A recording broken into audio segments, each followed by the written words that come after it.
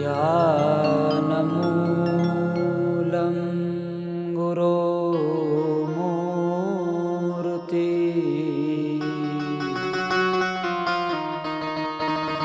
पूजामूलं गुरोपदम्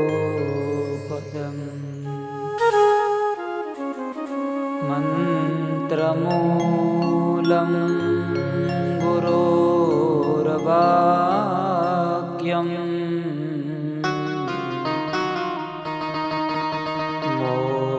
मोक्षमूलं गुरोर्कृपा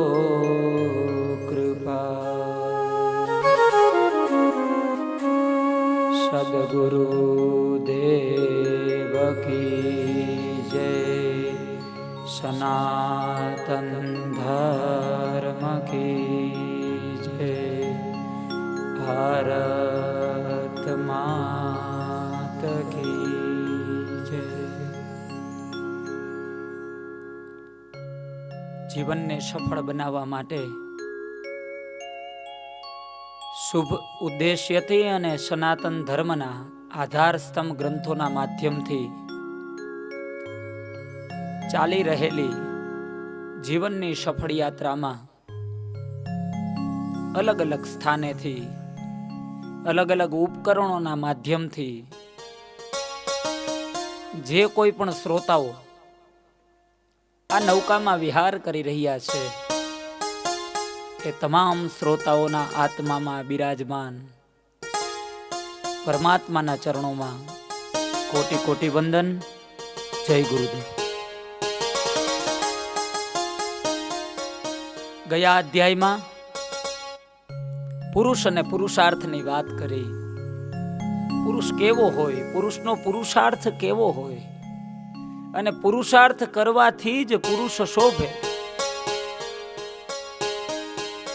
એ અધ્યાયની વાત કરી. અને પછી હવે મારે પતિ અને પત્ની બંનેને લઈ આવ્યા છે કે એને પહેલાના અધ્યાયમાં એટલે કે 10મા અધ્યાયમાં સ્ત્રી અને સમર્પણતાની વાત કરી અને 11મા અધ્યાયમાં પુરુષ અને પુરુષાર્થની વાત કરી. અને હવે આ સફળ યાત્રાને દાંપત્ય જીવન તરફ પ્રયાણ કરાવવું છે. એ પહેલા આપ અલગ અલગ ઉપકરણોના માધ્યમથી આ જીવનની સફળ યાત્રા નિહાળી રહ્યા છો અને બીજા લોકોને શેર પણ કરી રહ્યા છો. એના માટે આપ સર્વેનો ખૂબ ખૂબ ધન્યવાદ. શુભ ઉદ્દેશ્યથી ચાલુ કરેલી છે. કદાચ મનોરમ્ય નહીં હોય પણ જ્ઞાન રમ્ય જરૂર હશે. અમુક અમુક વાતો એવી હશે કે આ વાતો આપણે શું જીવનમાં લેવી જોઈએ અથવા તો આવી જ વાતો લઈએ તો જ સફળ થઈએ. પણ એક સૂત્ર યાદ રાખવું ખરું કે જે વ્યક્તિઓએ જીવનમાં સફળતા પ્રાપ્ત કરી હશે એના જીવનની અંદર એમને નિયમો રાખ્યા હશે, સંઘર્ષો રાખ્યા હશે અને એ નિયમોનું સતત પાલન કર્યું હશે. સ્વચ્છંદતામાં ક્યારેય પણ કોઈ વ્યક્તિની પ્રગતિ થતી નથી.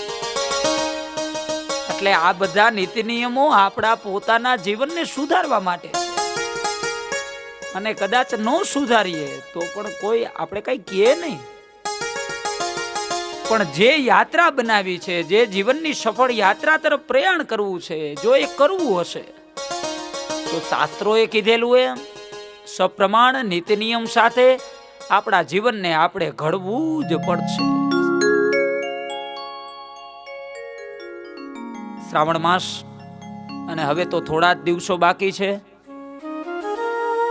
આપણે સર્વે ખૂબ શિવ ભક્તિ કરી, શિવમય બન્યા. પણ એવી જ શિવ ભક્તિ આપણામાં સદાય રહે એવી ભગવાન શિવના ચરણોમાં પ્રાર્થના.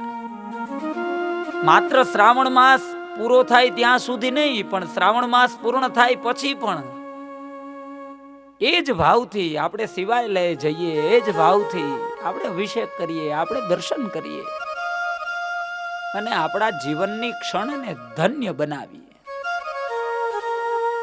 સતત ઈશ્વરના દેવાલય સુધી જવાનો માત્ર ને માત્ર એક જ હેતુ હોય કે આપણે જે તાપોની અંદર બળતા હોઈએ ને એ બળતરામાં શાંતિ પ્રાપ્ત કરવા માટે આપણે મંદિરે જતા હોઈએ છીએ. ત્યાર પછી આગામી દિવસોમાં ગણેશ મહોત્સવ પણ આવી રહ્યો છે. આદરણીય બાળ ગંગાધર તિલક દ્વારા એ મહોત્સવનો પ્રારંભ કરવામાં આવ્યો હતો અને પછી લોકો દ્વારા એમને લોકમાન્યની ઉપમા મળી. સ્વરાજ્યની પ્રાપ્તિ માટે, આઝાદીની પ્રાપ્તિ માટે, સંઘ શક્તિ માટે અને કેવી રીતે સ્વરાજ્ય પ્રાપ્ત થઈ શકે એવી અલગ અલગ માહિતીઓ લોકો સુધી પહોંચાડવા માટે, સંગઠિત થવા માટે ગણેશ મહોત્સવનો પ્રારંભ કરવામાં આવ્યો હતો. સ્વરાજ્ય એ મારો જન્મસિદ્ધ અધિકાર છે અને તેને હું મેળવીને જ જંપીશ, આવું જ એનું સૂત્ર હતું. એ જ આદિ અનાદિ કાળથી આપણે સૌ ગણેશ મહોત્સવ ઉજવી રહ્યા છીએ. એટલે ગણેશ મહોત્સવની આપ સર્વને ખૂબ ખૂબ હાર્દિક શુભકામનાઓ. એના મૂળ જે હેતુ હતા એ હેતુઓ સાથે આપણે ગણેશ મહોત્સવ ઉજવીએ. સ્વચ્છતા, પવિત્રતા અને નીતિ નિયમોનું થોડું ધ્યાન રાખીએ. માત્ર પોતાના જ આનંદની પૂર્તિ કરવા માટે શ્રીજીનું સ્થાપન ન કરીએ.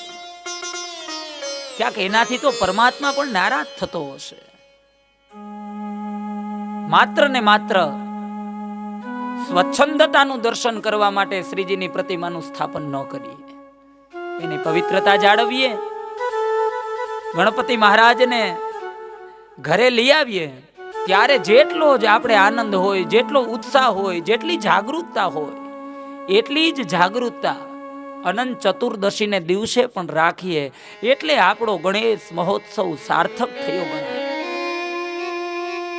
કેટલા પ્રેમથી, ભાવથી આપણે દાદાને ઘરે લઈ આવીએ, પણ એ જ અનંત ચતુર્દશીના દિવસે ઘણી વખત વિસર્જન કરવા માટેનું સ્થાન ન હોય, અથવા તો આપણે સમયની ખબર ન હોય, સ્થાનની ખબર ન હોય, તો કોઈ પણ જગ્યાએ આપણે પ્રતિમાને મૂકી દઈએ, કોઈ પણ પરિસ્થિતિમાં મૂકી દઈએ. એનો અર્થ તો એવો થયો કે માત્ર આપણે આપણા આનંદની પૂર્તિ માટે શ્રીજીનું સ્થાપન કરેલું હતું. એટલે એનું પણ ધ્યાન રાખીએ.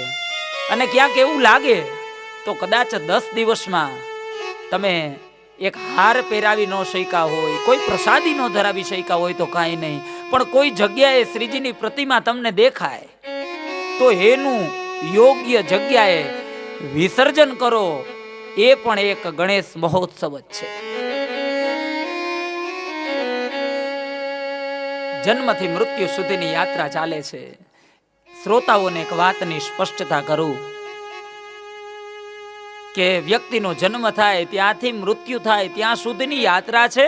અને આ યાત્રામાં દરેક અધ્યાયોની અંદર વિવિધ પ્રકારે પ્રમુખ શાસ્ત્રોના પ્રમાણ સાથે આપને આપવાનો પ્રયાસ કરું છું. એટલે કદાચ કોઈ અધ્યાય આપને ના સમજાય તો આપ એની આગળનો કે પાછળનો અધ્યાય જોશો તો જેનાથી આપને એ વાત સમજાઈ જશે. કારણ કે દરેક વખતે એવું નથી બનતું કે એક જ અધ્યાયમાં હું એક વિષય પૂરો કરી શકું. આજ વખતેનો જ વિષય છે, કદાચ 3 અધ્યાય પણ થાય અને 4 અધ્યાય પણ થાય. દાંપત્ય જીવન, ગૃહસ્થાશ્રમ અને પતિ પત્ની એ તો એવો વિષય છે કે એના ઉપર જેટલું બોલીએ એટલું ઓછું છે. સંસારના રથને યોગ્ય ચલાવવા પતિ પત્ની બંને પૈડા સમાન હોવા જરૂરી છે. બંને રથના એકબીજાના પૂરક પૈડા છે. એમાં પત્નીની પણ જવાબદારી એટલી છે અને પતિની જવાબદારી પણ એટલી છે. કોઈ વ્યક્તિ એમ કહે કે બધા નિયમ તો પત્નીને જ લાગે, એ વાત ખોટી છે. અને કોઈ એવું કહે કે બધા નિયમ પુરુષને જ લાગે તો એ વાત પણ ખોટી છે. પ્રમુખ શ્લોકના માધ્યમથી આવો દાંપત્ય જીવનમાં પ્રયાણ કરીએ.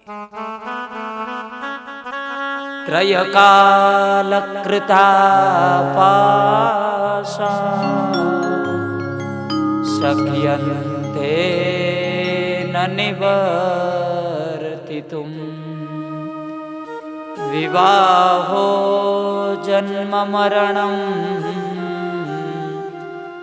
યથા યત્ર જયેન ચ. ત્રય કાલ કૃતા પાશા શક્યન્તે ન નિવર્તિતુમ. શાસ્ત્ર કહે છે કે 3 સમય, 3 સ્થાન, 3 વસ્તુ એવી છે એને ક્યારેય આપણે નકારી શકતા નથી, અથવા તો એ આપણે નિર્ધારિત પોતે જાતે કરી શકતા નથી. વિવાહો જન્મ મરણમ યથા યત્ર ચ યેન ચ. એક તો જન્મ, બીજું વિવાહ અને ત્રીજું મૃત્યુ. આ જેની સાથે પૂર્વમાં લખેલું હોય છે, નિર્ધારિત કરેલું હોય છે, તેની સાથે જ થાય છે, એમાં કોઈ નકારી શકતું નથી. એટલે આપણો જન્મ જ્યાં થયો હોય, પછી જન્મ થઈ ગયા પછી બીજી બધી વાતો કરવી કે મારો તો સારા કુળમાં જન્મ થયો હોત તો હું આ જગ્યાએ હોત, મને તો સારા વ્યક્તિઓ મળ્યા હોત, અથવા તો ધન સંપદા પ્રાપ્ત થયું હોત, અથવા તો મારા પિતાજીએ મારી પાછળ આવું કર્યું હોત. આ બધી વસ્તુઓનો વિચાર કરવામાં જો જીવન વ્યર્થ ન કાઢવામાં આવે અને નક્કી કરવામાં આવે, કોઈ લક્ષ્ય ધ્યેય નક્કી કરવામાં આવે અને એ ધ્યેય તરફની પગ ઉપાડવામાં આવે, તો શાસ્ત્ર એમ કહે છે કે વ્યક્તિઓ ત્યાં પહોંચી જાય છે. પોતાની સફળતા પ્રાપ્ત કરવા માટે, જીવનની સફળ યાત્રા બનાવવા માટે ઉપરોક્ત જેટલા પણ વિકલ્પો છે એ બધા વિકલ્પો છે. ઈશ્વરે તમને યોગ્ય જન્મ આપી દીધો તો તમે ધારો તે કરી શકો, એમાં કોઈ શંકા નથી. અગસ્ત્ય મુનિનું પ્રમુખ દ્રષ્ટાંત છે. કિમ જન્મના ચ મહતા પિતૃપૌરુષેણ શક્ત્યા હિ યાતિ નિજયા પુરુષઃ પ્રતિષ્ઠા. કુંભો ન કૂપમપી શોષયિતુમ સમર્થઃ કુંભોદ્ભવેન મુનિનામ બુદ્ધિરેવ પીતઃ. કિમ જન્મના ચ મહતા પિતૃપૌરુષેણ. પિતાની સંપદાથી ક્યારેય પણ કદાચ પુત્ર છે શ્રેષ્ઠ ના પણ હોય. શક્ત્યા હિ યાતિ નિજયા પુરુષ પ્રતિષ્ઠામ. નિજયા પુરુષસ્ય પ્રતિષ્ઠામ સ્વયમેવ પ્રાપ્ત કર્તુમ શક્નોતિ. પુરુષ છે પોતે પોતાની જાતે પોતાની પ્રતિષ્ઠા પ્રાપ્ત કરી શકે છે. કેવી રીતે? કુંભો ન કૂપમપી શોષયિતુમ સમર્થઃ કુંભોદ્ભવેન મુનિનામ બુદ્ધિરેવ પીતઃ. એક માટીનો ઘડો હોય, એમાં એક કૂવાનું પણ પાણી ભરાઈ ના શકે, સમાય નહીં. અરે એક ડોલ પણ પાણી ના ભરાય. કુંભોદ્ભવેન મુનિનામ બુદ્ધિરેવ પીતઃ. અને એ જ અગસ્ત્ય મુનિ એક માટીના ઘડામાંથી ઉત્પન્ન થયા હોય, માટીના કુંભમાંથી ઉત્પન્ન થયા હોય. અને માટીના કુંભમાંથી ઉત્પન્ન થયેલા અગસ્ત્ય મુનિ આખો સમુદ્ર પી જાય છે. નિજયા પુરુષસ્ય પ્રતિષ્ઠા. પોતાની આત્મશક્તિ દ્વારા, પોતાના આત્મબળ દ્વારા, પોતાના પુરુષાર્થ દ્વારા વિક્રમાર્જિત સર્વસ્ય સ્વયમેવ મૃગેન્દ્રતા. નાભિષેકો ન સંસ્કાર સિંહસ્ય ક્રિયતે મૃગે. સિંહના ક્યારેય બાળકના અભિષેક પણ ન હોય અને એના ક્યારેય સંસ્કાર પણ ન હોય. એ તો જન્મ થાય ને એટલે જંગલનો રાજા કહેવાય. વિક્રમાર્જિત સર્વસ્ય સ્વયમેવ મૃગેન્દ્રતા. એ જન્મજાત પોતે જ પોતાનો અભિષેક કરે અને સિંહનું બચ્ચું નાનકડું હોય ને તો પણ એને જંગલનો રાજા જ કહેવાય સાહેબ. પોતાની નિજયા પ્રતિષ્ઠા કર્મ પુરુષાર્થ દ્વારા વ્યક્તિ છે એ પોતાના જન્મને સુધારી શકે છે. બીજું કે એક જ વાર આ ચહેરાના માધ્યમથી જન્મ પ્રાપ્ત થાય છે, બીજી વાર પાછું એને જ સ્વરૂપ પ્રાપ્ત નથી થતું. તો જે સ્વરૂપમાં તમારો જન્મ થયો હોય ત્યારે એના ઉપર ચિંતન કરવું કે આ સ્વરૂપને કેવી રીતે સાર્થક કરવું, નામને કેવી રીતે સાર્થક કરવું. બાકી તો જન્મ થાય, જીવન વ્યતીત પણ થાય અને મૃત્યુ પણ થાય, એમાં બહુ મોટી વાત નથી. સરળ ઉદાહરણથી સમજવાનો પ્રયાસ કરીએ કે પાક વાવવો હોય ને તો મહેનત કરવી પડે, નિંદામણ તો આપોઆપ ઉગે છે. પાક વાવવામાં મહેનત કરવી પડે. બીજું કે જો નિંદામણ યોગ્ય સમયે કાઢવામાં ન આવે તો પણ પાકને બગાડે છે. એટલે ખેડૂત હોય ને એ પાક વાવવામાં જેટલી મહેનત ન કરે એટલી જાગૃતતા નિંદામણ કાઢવામાં કરે. એટલે આપણા જીવનમાં પણ યોગ્ય માર્ગદર્શન, યોગ્ય ગ્રંથોનો સાર અથવા તો યોગ્ય નીતિ નિયમો પાલન કરવામાં મહેનત કરવી પડે. બાકી આળસ, ઈર્ષા, અહંકાર, પ્રમાદ, રાગ, દ્વેષ, ક્રોધ આ તો બધું આપોઆપ આવી જાય, એના માટે કોઈ મહેનત કરવાની જરૂર નથી. સુંદર મજાનું મકાન હોય એને સાફ કરવામાં મહેનત કરવી પડે. બાકી બાવા જારા તો 15 દીએ આપોઆપ જામે છે, આપોઆપ જામે. એટલે જીવનના સુધારા માટેની આ બધી મહેનત છે. અને જેને ચાલવું હોય, જેને તરવું હોય એના માટે તો એકાદ લાકડું પણ બહુ થઈ ગયું, એને આખી નાવની જરૂર ના પડે. અને જેને તરવું જ નથી, જેને ડૂબી જ જવું છે એના માટે કદાચ નાવ હોય ને તો એમાંથી પણ એ ઠેકડો મારે. જન્મ સુધારવા માટે મહેનત કરવી પડે છે. બીજું કે વિવાહ જેની સાથે નક્કી કરેલા છે, જેની સાથે નિર્ધારિત કરેલા છે, જેની સાથે તમારું કંઈક ઋણાનું બંધન છે પૂર્વનું, એની સાથે વિવાહ થાય છે. અને છેલ્લે મૃત્યુ. શ્રાદ્ધના પણ મારે અધ્યાય લેવા છે, મૃત્યુને સુધારવાના પણ અધ્યાય લેવા છે. અને જેટલા પણ લોકો શ્રાદ્ધને મજાક સમજે છે અથવા તો પિતૃઓને મજાક સમજે છે એ લોકોને મારી ખાસ નમ્ર વિનંતી છે કે સપ્રમાણ સાથે એ શ્રાદ્ધના વિડીયો આપ જરૂર સાંભળશો, એ શ્રાદ્ધના અધ્યાયો સાંભળશો. ગૃહસ્થ જીવનમાં, દાંપત્ય જીવનમાં શાંતિ માટે અને પ્રગતિ માટે પ્રમુખ શ્લોક છે. એ શ્લોકનું દર્શન કરતા પહેલા એક સૂત્રને સમજીએ. દેખાવની વાત જ નહીં પરસ્પર. આખા દાંપત્ય જીવનનું 2 જ લીટીનું સૂત્ર. દેખાવની વાત જ નહીં પરસ્પર એટલે ગૃહસ્થ જીવન શ્રેયસ્કર. જ્યાં દેખાવની પૂર્ણાહુતિ થાય ને ત્યારથી ગૃહસ્થાશ્રમનો પ્રારંભ થાય છે. ત્યાં કોઈ ફોર્માલિટીને સ્થાન ન હોય છે. અને જ્યાં દેખાવો જ હોય, માત્ર ને માત્ર દેખાવ, એ ગૃહસ્થાશ્રમ હોય જ ના શકે છે. ગૃહસ્થાશ્રમ એટલે તો 2 વ્યક્તિ છે પણ આત્મા એક છે. મારા હોઠ ફફડે, મારી દ્રષ્ટિ પડે અને તને સમજાઈ જાય તો તું પત્ની સાચી. હું અહીંયા વિચાર કરું અને ત્યાં ધલવલાટ તને થાય તો તું મારી પત્ની સાચી.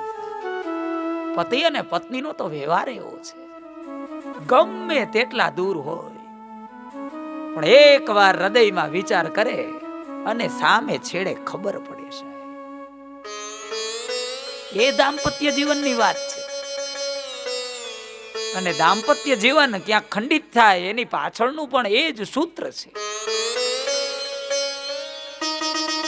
કે પેલા એટલો બધો દેખાવ થઈ જાય, એટલો બધો થઈ જાય અને પછી 1-2 વર્ષ પછી જેટલો દેખાવ થયો એટલો જ વિરોધાભાસ થાય. તેના કરતા ગૃહસ્થાશ્રમની શરૂઆત થાય ત્યારથી જ 1% પણ દેખાવ ના હોય ને, એ ગૃહસ્થાશ્રમ શ્રેયસ્કર બને છે. જેની સાથે આખી જિંદગી રહેવાનું, એની સાથે શું દેખાડો કરવાનો? અને દેખાડાઓ થાય એટલે પછી વિવિધ પ્રકારના ઉપદ્રવો પ્રાપ્ત થાય. અને પછી આપણે સંસારને દોષ આપીએ કે આ સંસાર તો હવે મૂકો ને, આ સંસારમાં પડવા જેવું નથી ને, સંસાર બહુ જીવવા જેવો નથી ને. યોગ વાસિષ્ઠ રામાયણનું આ અધ્યાયમાં અથવા તો આના પછીના અધ્યાયમાં પણ દાંપત્ય જીવનની વાત પૂરી કરતા પહેલા એક પ્રમુખ શ્લોક આપીશ. અને શ્લોક એવો શ્લોક કહે છે કે ક્યારેય પણ તમારી પાસે એક પણ વસ્તુ ના હોય, પણ જો પતિ અને પત્નીની બંનેની સમકક્ષ વિચારધારા હોય તો દુનિયાના એક પણ સુખ પ્રાપ્તિ માટેના સાધનની જરૂર નથી. ગૃહસ્થ જીવનને કલ્યાણકારી બનાવવા માટે પ્રમુખ શ્લોકથી આવો આપણે પ્રવેશ કરીએ. સંતુષ્ટો ભાર્યયા ભર્તા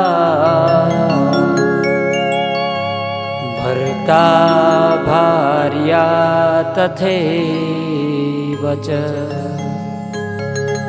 યસ્મિન્નૈવ કુલે નિત્યં કલ્યાણં તત્ર વે ધ્રુવમ. કલ્યાણમ તત્ર વે ધ્રુવમ. શાસ્ત્ર કહે છે કે જ્યાં જે ગૃહસ્થ જીવનમાં સંસારમાં સંતુષ્ટો ભાર્યયા ભર્તા, જે ઘરમાં પોતાની પત્નીથી પુરુષ સંતુષ્ટ હોય, પત્નીના વ્યવહારથી સંતુષ્ટ હોય, પત્નીના વિચારોથી સંતુષ્ટ હોય, પત્નીના દરેક પ્રકારની કાર્યશૈલીથી પુરુષ સંતુષ્ટ હોય, એ ગૃહસ્થ જીવન કલ્યાણકારી જ હોય છે. એ ગૃહસ્થ જીવનમાં સદાયને માટે શાંતિ હોય છે.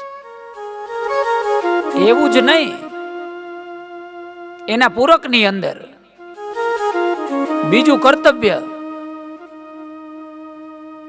પુરુષનું પણ બને છે. એ પુરુષનું કર્તવ્ય પણ બને છે કે જેવી રીતે પુરુષ છે એ પત્નીના વ્યવહારથી સંતુષ્ટ હોય, એવી જ રીતે પત્ની પણ પુરુષના વ્યવહારથી સંતુષ્ટ હોય. યસ્મિન્નૈવ કુલે નિત્યમ કલ્યાણમ તત્ર વૈ ધ્રુવમ. બંને એકબીજાથી સંતુષ્ટ હોવા જોઈએ. અને એ જ ગૃહસ્થ જીવનના પ્રારંભમાં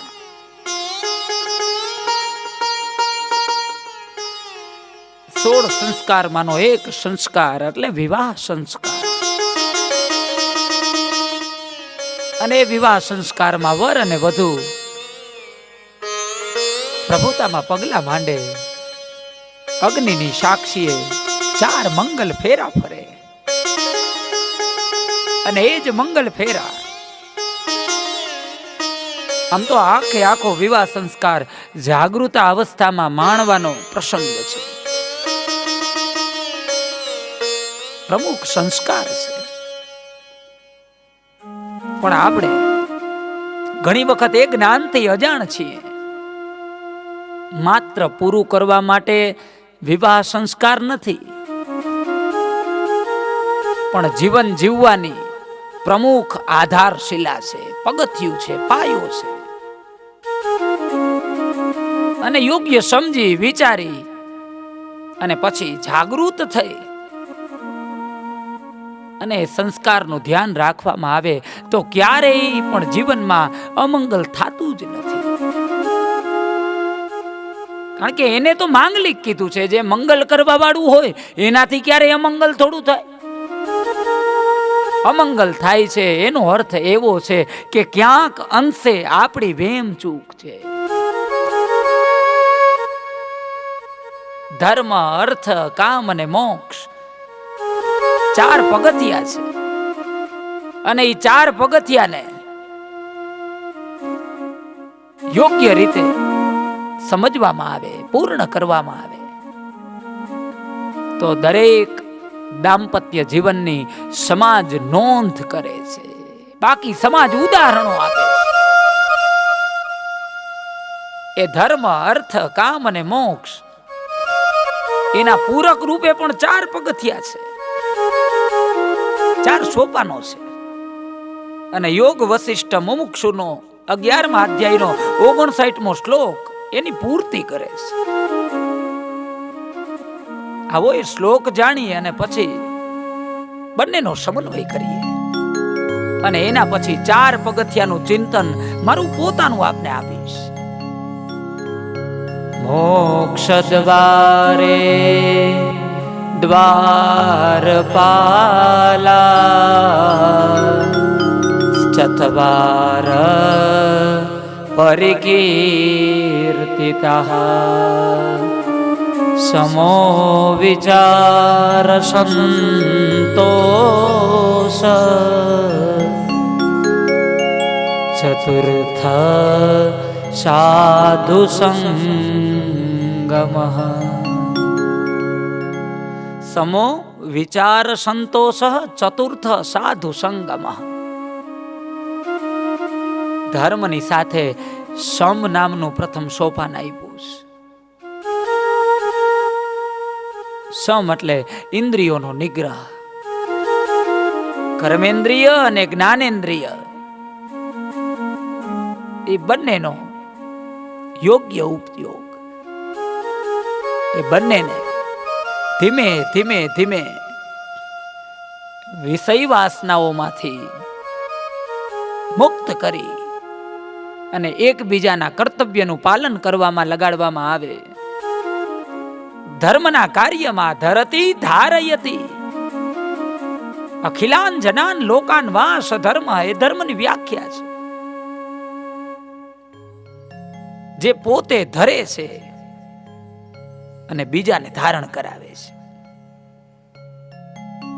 માત્ર ખાલી કહેતો નથી, પોતે પણ એનું આચરણ કરે છે. અને જ્યારે આ પ્રથમ સોપાન સિદ્ધ થાય પછી બીજું સોપાન આવે. 4 મંગલ ફેરા ફરીએ એમાં બીજું સોપાન છે અર્થ. અર્થ એટલે દ્રવ્ય. પુરુષાર્થ કરવાની જવાબદારી પુરુષની છે. એમ પુરુષાર્થમાંથી ઉપાર્જિત થયેલું જે દ્રવ્ય છે, કમાયેલું જે દ્રવ્ય છે એને યોગ્ય રીતે વાપરવાની જવાબદારી સ્ત્રીની છે, પત્નીની છે.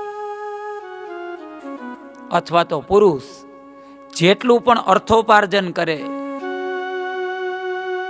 એમાં ઘરનું સંચાલન કરવાની જવાબદારી સ્ત્રીની છે. અત્યારના ઘણી વખત એવું પણ જોઈએ કે ગૃહસ્થ જીવનમાં, દાંપત્ય જીવનમાં એટલો બધો દેખાવ આવી ગયો કે ઘણી વખત પુરુષ છે એ અંદરથી પીડાય છે. દાંપત્ય જીવનને શ્રેષ્ઠ બનાવવા માટે અર્થોપાર્જન જેટલું જરૂરી છે એટલું જ યોગ્ય વિનિયોગ પણ જરૂરી છે. અને ગૃહિણીનું કામ છે. ત્રીજું આવે કામ. અર્થોપાર્જન થયા પછી વિવેક ખૂબ જરૂરી છે. સમો વિચાર સંતોષ ચતુર્થ સાધુ સંગમ. અર્થોપાર્જન કર્યા પછી વિવેક નહીં હોય, નમ્રતા નહીં હોય, શીલતા નહીં હોય તો એ ક્યાંક અર્થ છે એ પણ દાંપત્ય જીવનમાં વિઘ્નકારી બનશે. વિવેકનું ખૂબ આગવું સ્થાન છે. પાત્રતા ન હોય અને કદાચ કોઈનું પણ દ્રવ્ય ખાલી સાચવવા માટે મળે ને તો એની ચાલ ઉપરથી ખબર પડી જાય કે આ વ્યક્તિનું દ્રવ્ય નથી, આ તો કોઈનું આને સાચવવા આપેલું છે. અને પુરુષાર્થથી પરિપક્વતાથી ઉપાર્જિત થયેલું જો દ્રવ્ય હોય તો એ દ્રવ્ય વિવેક આપે છે.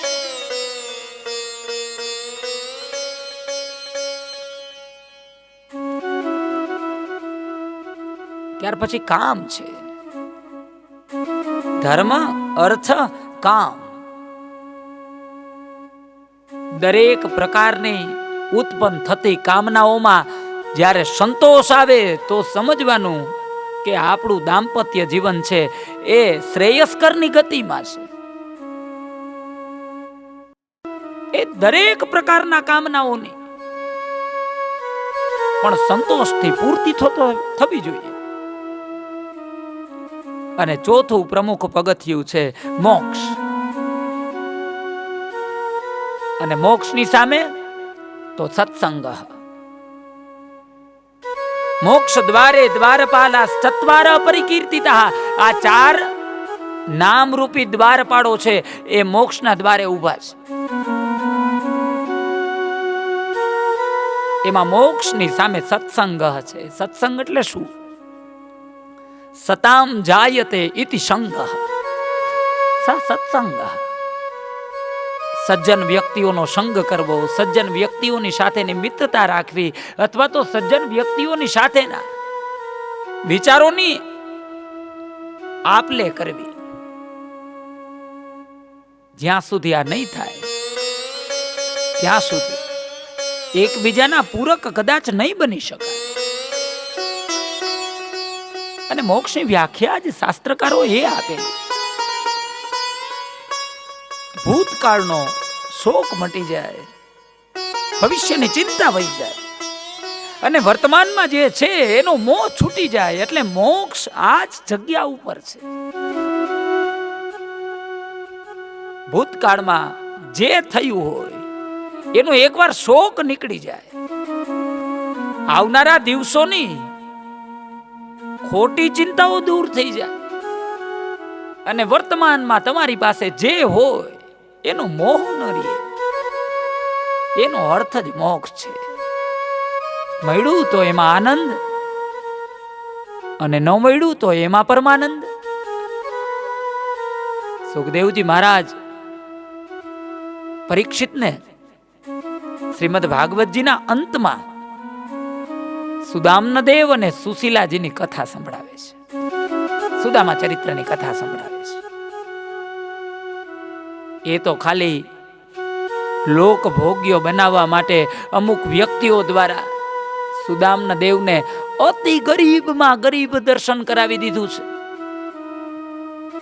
બાકી સુદામના જેવો ધનવાન આ જગતમાં કોઈ નથી છે. સવાર સાંજ અખિલ બ્રહ્માંડનો અધિપતિ જેને મળવા જાતો હોય એ ગરીબ હોય? ગરીબ હોય જ ના શકે. અને એની સામેનું પાત્ર સુશીલાજી છે, જેને દાંપત્ય જીવનના 4 પગથિયા સારી રીતે નિભાવવાનો પ્રયાસ કર્યો છે અને નિભાવ્યા છે. ધર્મની સાથે સમ છે અને એની સાથે આત્મચિંતન વાણી છે. ગૃહસ્થ જીવનને શ્રેયસ્કર બનાવવા માટે પહેલું પગથિયું હોય તો એ વાણી છે. મુખમ પદ્મદલાકારમ વાણી ચંદન શીતલમ હૃદયમ કર્તરી યુક્તમ એતદ ધૂર્તસ્ય લક્ષણ.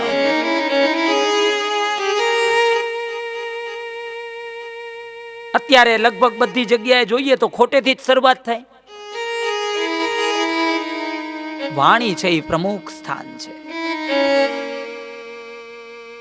મોટું કમળ જેવું હોય, વાણી ચંદન જેવી શીતળ હોય, એકદમ મીઠા મીઠા મીઠા શબ્દો હોય, ગોઠવણ યુક્ત હોય, અને હૃદયમાં કાતર ભરેલી હોય, હૃદયની અંદર દ્વેષ હોય, ઈર્ષા હોય, રાગ હોય, દ્વેષ હોય, એ તો ધૂર્તસ્ય લક્ષણ. આ તો ધૂતારાઓના લક્ષણ છે.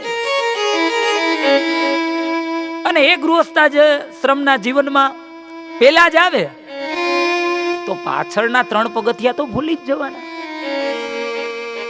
એવા વેણ ન કહેશો જેથી કોઈના દિલને ઠેસ પહોંચે. અને સતત અપમાન કરવામાં આવે, સતત નિંદા કરવામાં આવે, સતત સંભળાવવામાં આવે, તો પછી હૃદયની અંદર ક્યાંક રાગ દ્વેષનું બીજ રોપાય છે. એટલે પતિ અને પત્ની બંને એકબીજાના પૂરક હોય એટલે વાણી બહુ સંભાળીને બોલે છે. ક્યારેક સમય મળે તો શ્રીમદ ભાગવતજીમાં સુદામના દેવ અને સુશીલાજીનું ચરિત્ર વાંચજો. આખા ચરિત્રમાં સુશીલાજી ક્યારેય પણ અપમાનયુક્ત વાણી બોલતા નથી. એને એના પતિ ઉપર ભરોસો છે. એક પછી એક વિવેક, નમ્રતા, શીલતા વાળા શબ્દો બોલે અને છેલ્લે પણ વિનંતી સાથે બાળકોની વાત મૂકી અને દ્વારિકાધીશ પાસે મોકલે છે. વાણીનું ખૂબ આગવું સ્થાન છે. બીજું સોપાન છે વિચાર. વિચારોનું ખૂબ મહત્વ છે. પતિ અને પત્ની બંને એકબીજાના પૂરક બને અને શુદ્ધ વિચાર કરે, એકબીજાનું ક્યારેય અહિત ન થાય એવા વિચાર કરે, તો દાંપત્ય જીવન શ્રેષ્ઠ બને છે. અને આ ત્યારે જ શક્ય બને જ્યારે દેખાડો નીકળી જાય ત્યારે. ત્રીજું પગથિયું આવે વ્યવહાર. બહુ પ્રમુખ પગથિયું છે. બોલવાનું સુધરે એટલે વિચાર સુધરે, અને વિચાર સુધરે તો જ વ્યવહાર સુધરે, બાકી વ્યવહાર સુધરે જ નહીં. વ્યવહાર છે એ ત્રીજું સોપાન છે. એકબીજાનો વ્યવહાર એવો હોય કે સમાજ એની નોંધ કરે. બાકી ખરાબ વ્યવહાર હોય ને તો સમાજ ઉદાહરણ આપે. એ નક્કી આપણે કરવાનું છે કે આપણા દાંપત્ય જીવનના સમાજ નોંધ કરે કે ઉદાહરણો આપે. અને ચોથું પગથિયું છે વાસ્તવિકતા. પતિ અને પત્ની બંને એકબીજાની વાસ્તવિકતાથી પરિચિત હોવા જોઈએ. એકબીજાને વાસ્તવિકતા તે એકદમ પારદર્શક હોવા જોઈએ. અને આ જ્યાં સુધી ના બને ત્યાં સુધી દાંપત્ય જીવન છે એ મંગલકારી બનતું નથી.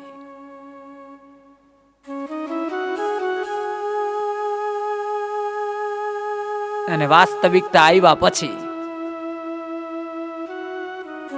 મોક્ષ છે એ આપોઆપ પ્રાપ્ત થઈ જાય છે.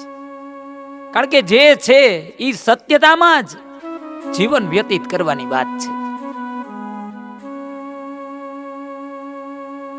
માત્ર ને માત્ર દેખાડો કરી, દેખાડો તો 2-4 મહિના આપણે કરી શકીએ. ખોટું બોલેલું હોય એને યાદ રાખવું પડે, અને સાચું એક જ વાર બોલીને પછી એને ભૂલી જવાનું હોય, એને યાદ ન રાખવું પડે. અને પતિ અને પત્નીના દાંપત્ય જીવનના મંગલકારી પગથિયામાં આ 4 પગથિયાઓ પ્રમુખ છે. એટલે ધર્મ, અર્થ, કામ અને મોક્ષ 4 મંગલ ફેરા અગ્નિની સાક્ષીએ ફરીએ છીએ. હું તો સત્યનું જ પ્રતિબિંબ હતો વ્યવહારમાં. શું કરું, આંખ સામે તો આપને ઝાકળ હતી. ઘણી વખત એવું પણ બને કે સત્યનું જ પ્રતિબિંબ વ્યવહારની અંદર વ્યક્તિ હોય, પણ આંખ સામે ઝાકળ હોય ને એટલે આપણે એને જોઈ ના શકીએ. અને ઝાકળ ધીમે ધીમે સૂર્યનો ઉદય થાય એટલે એ ઝાકળ ઉડે,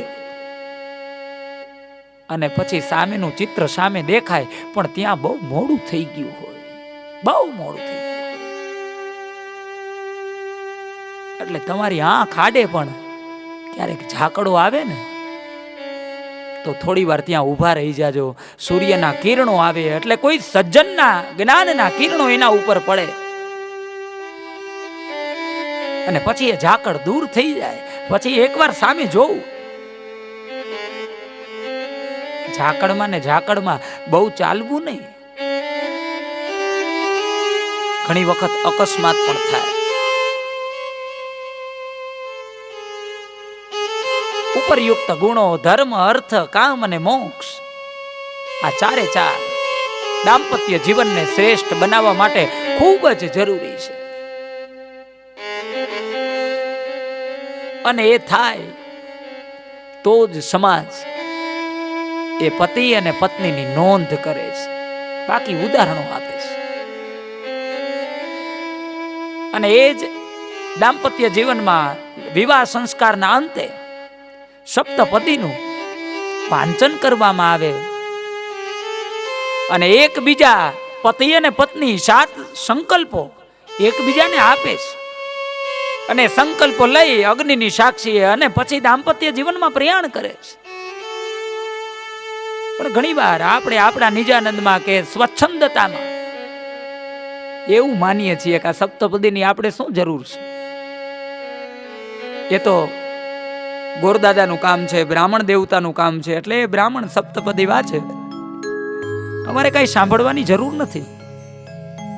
પણ એ સપ્તપદી છે એ જીવનના 7 પૂરક સંકલ્પો એકબીજાને આપે છે. પતિ અને પત્ની એકબીજાને કમેન્ટમેન્ટ આપે છે કે હું આમ કરીશ, હું આમ કરીશ, અને 7 સંકલ્પો લઈ અને પછી દાંપત્ય જીવનમાં પ્રવેશ કરે છે. એ 7 સંકલ્પમાંથી એકાદ પ્રમુખ સૂત્રો અને પતિની પરીક્ષા ક્યારે થાય, પુરુષની પરીક્ષા ક્યારે થાય, સ્ત્રીની પરીક્ષા ક્યારે થાય, સ્ત્રીનો ગુણધર્મ શું, પતિવ્રતા નારીનું કર્તવ્ય શું, ગૃહસ્થાશ્રમને શ્રેષ્ઠ બનાવવા માટેના સાધનો કયા, એના પ્રમુખ શ્લોકોના માધ્યમથી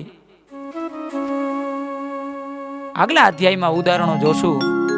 સમયની મર્યાદા સાથે આજનો અધ્યાય પરમાત્માના ચરણોમાં અર્પણ કરીએ, પ્રભુને પ્રાર્થના કરીએ કે દરેકનું દાંપત્ય જીવન છે એ શ્રેયસ્કર બને અને નોંધપાત્ર બને, એવી પ્રાર્થના સાથે